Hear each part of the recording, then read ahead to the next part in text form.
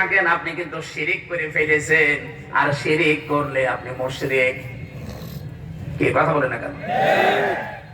কেউ পারে না সন্তান দিতে। আমাদের জাতির পিতার জীবনের দিকে তাকান, ৮৬ বছর বয়স পর্যন্ত তিনি একটা দোয়া করেছিলেন, রব্বি হাবলি মিনাস সালিহিন।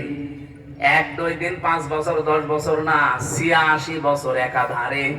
৮৬ বছর পরে আমার আল্লাহ জবাব দিয়েছেন, ফাবাশশারনাহু বিগুলামিন হালিম। হে ইব্রাহিম, তোমাকে আমি একটা হালিমের সুসংবাদ দিলাম। হালিম মানে চাচা হালিম না মামা হালিম?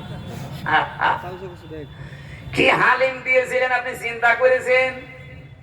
কি ধৈর্যের পরীক্ষায় আমার আল্লাহ দোয়ার জবাব দিলেন। ১ ২ বছর ৫ বছর বিয়ের পরে না, ৮৬ বছর পর এমন হালিম আল্লাহ দিয়েছিলেন।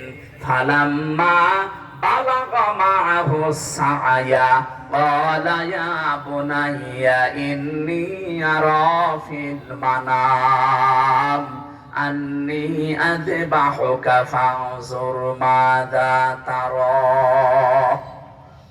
সন্তান যখন ১৪ বছর বয়স, বাবার সাথে একটু চলাফেরা করতে পারে।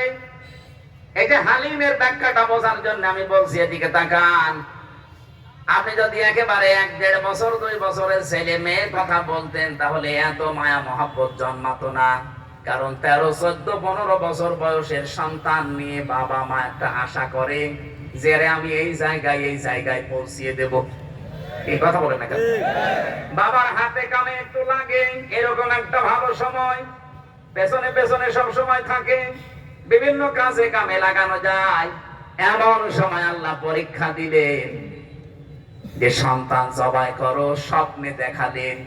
প্রশ্ন আসতে পারে, হযরত ইব্রাহিম নবীকে আল্লাহ সরাসরি আদেশ না দিয়ে স্বপ্ন দেখালেন কেন? কি মানে সরাসরি বলতে পারতেন না ইব্রাহিম সন্তান জবাই করে ফেলো? বলতেন না? বলেন কেন জবাই করার জন্য স্বপ্ন দেখানো লাগবে?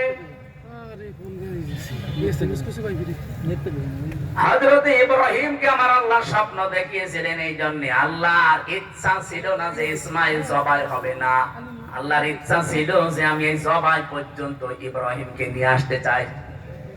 এজন্য স্বপ্নে তিনি এই সিস্টেমটা, ক্রাইটেরিয়াটা দেখিয়েছিলেন যে এইভাবে করে অন্তত গলা পর্যন্ত ছুরি নিয়ে যাও, জবাই হয়ে যাবে এ পর্যন্ত আমি আল্লাহ চাইনি, আমি চেয়েছি তুমি আসলে জবাই করার মতো মন তৈরি করেছো কিনা। কোরবানির শিক্ষাই তো এটাই, যার ২০ দিন পরে আসতেছে।